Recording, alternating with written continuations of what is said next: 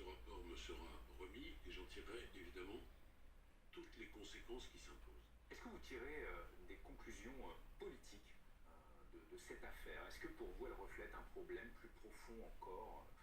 Je rappelle que ce couple ce sont des sympathisants du Rassemblement national. Oui, sympathisants, militants.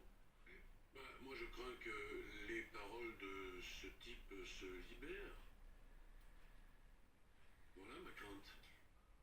Il y a cet exemple-là, il y en a d'autres. Moi, vous savez, je suis sur les marchés, je tracte, je me déplace partout, je fais campagne et j'entends un certain nombre de choses que je n'ai pas envie d'entendre dans ce pays que j'aime tant. Plus concrètement, ça veut dire que si le Rassemblement national devait l'emporter le 7 juillet, vous craignez la multiplication de ce type de comportement en France? Écoutez, moi je ne peux pas envisager une seule seconde une victoire du Rassemblement national ou de l'extrême gauche. Il y a un bloc central qui est un bloc de la raison auquel j'appartiens. On y reviendra peut-être. Des choses ont été faites, beaucoup de choses ont été faites dans le périmètre qui est le mien. Dans d'autres périmètres, des choses n'ont pas été faites parfaitement bien et somme toute, il faut le reconnaître, et des choses sont à faire. Mais on est respectueux des origines, des religions, et les Français constatent quoi? Une extension terrifiante de l'antisémitisme et de propos racistes au sens plus large du terme. Vous visez les deux blocs, le Front populaire et le Rassemblement national? Je vise bien sûr les deux blocs, oui. Antisémitisme côté Nouveau Front populaire et racisme côté Rassemblement national? Antisémitisme côté Front populaire, je crois que point n'est besoin d'en faire la démonstration. On a été abreuvé, inondé de mots scandaleux, abjects. Ça commence par Jean-Luc Mélenchon, mais pas que lui, ça a été repris par toute sa clique.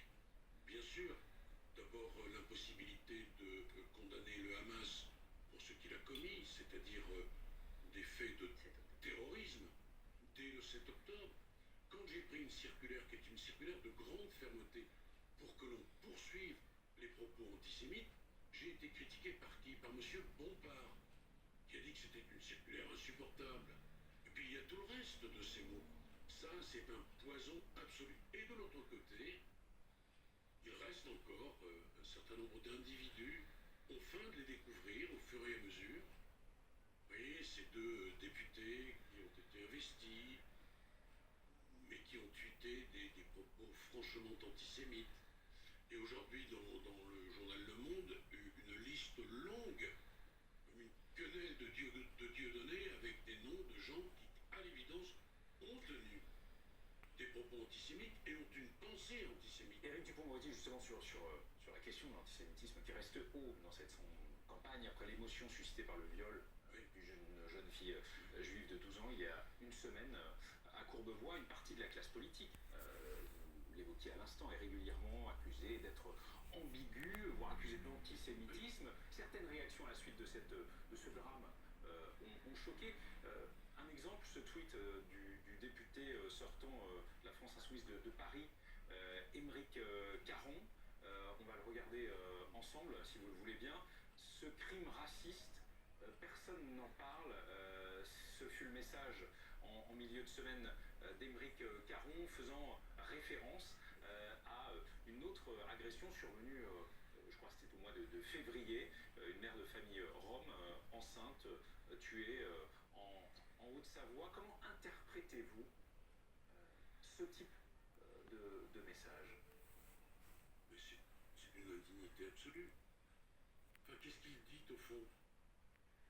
Il dit, oui, il y a ces faits, ce viol absolument abject, ça c'est moi qui le dis, de cette petite.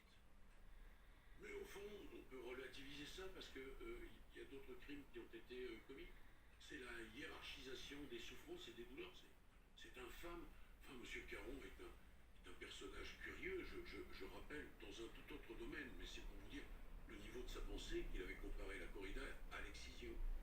On rappelait ça. Mais quand mercredi, et vous-même devant l'hôtel de ville de Paris, lors d'un rassemblement, vous disiez l'antisémitisme n'est pas résiduel, référence au de Jean-Luc Mélenchon. Après les mots incendiaires, il y a des incendies. Est-ce que clairement, monsieur le ministre de la Justice, vous accusez la France insoumise d'avoir d'une certaine manière provoqué le drame de Courbevoie? Est-ce qu'on peut être plus clair que cela? J'ai effectivement tenu ces propos. J'ai dit d'abord que, après les mots, il y avait les coups. Oui. Et des mots relayés sur les réseaux sociaux. C'est une réalité. Et des mots qui empoisonnent l'esprit de beaucoup de nos compatriotes, des plus jeunes en particulier. Et puis ensuite, j'ai dit de la façon la plus claire que quand on tenait des mots incendiaires, on provoquait l'incendie. Oui, bien sûr. Mais est-ce que vous accusez tout un mouvement politique, les sympathisants, les militants qu'il y a derrière? Là, je parle de la France insoumise, ou vous ne mettez pas tout le monde dans le même sac, si je puis dire? J'accuse. Non, mais pardonnez-moi de vous dire que on n'est pas obligé de s'acoquiner avec des gens qui tiennent ce type de propos. Et c'est ce à quoi on assiste à l'extrême gauche. Il n'y a pas les bons du nouveau front populaire qui ne sont pas antisémites ou qui ne l'expriment pas, et les autres qui se ressemblent, pardon de vous le dire, s'assemblent.